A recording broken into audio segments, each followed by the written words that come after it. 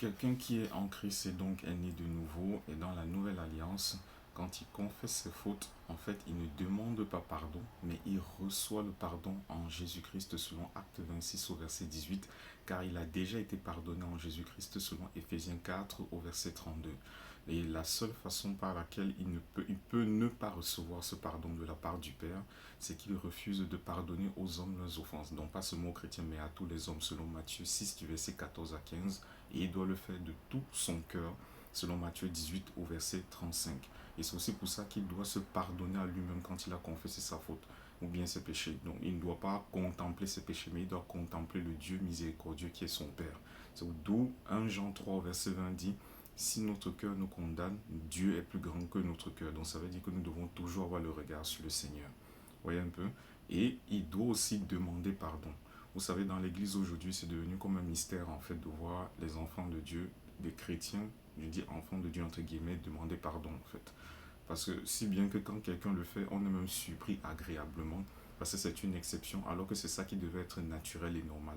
Parce que nous sommes la lumière du monde et nous devons refléter les valeurs du Seigneur auprès des autres. C'est aussi une façon de porter l'évangile. Nous sommes devenus tellement orgueilleux que, en fait, ce qui est même dangereux, c'est que c'est même pas que nous soyons devenus orgueilleux, ce qui est déjà grave, mais c'est que nous prenons ça même comme normal en fait. Une fois, quand je méditais, j'ai eu à m'interroger pourquoi Dieu n'élève plus les gens comme on le voit élevé dans les Écritures, Ancien Testament, Nouveau Testament, pourtant il est le même hier, aujourd'hui, éternellement. Et le Seigneur m'a fait comprendre en fait que c'est parce que nous sommes devenus tellement orgueilleux, tellement imbus de nous-mêmes, et que nous ne mettons plus en valeur, en avant, pardon, ces valeurs. Nous voulons des choses d'élévation, la puissance, l'onction et tout ça en fait, mais les choses élémentaires, fondamentales, montrant son amour, nous ne les manifestons pas. J'ai un frère un jour, en citant 1 Corinthiens 13 du verset 4 à 8, où il est question de l'amour qui est patient, qui est plein de bonté, qui ne se vante point, qui ne s'enfle point, vous savez bien cela. Il m'avait dit en fait que Dieu lui a fait comprendre qu'il peut remplacer ce passage-là en fait par Dieu. C'est-à-dire Dieu est patient, Dieu est plein de bonté, et ainsi de suite. Parce qu'il est dit dans 1 Jean 4 au verset 16 que Dieu est amour. Et j'avais dit, waouh, quelle révélation!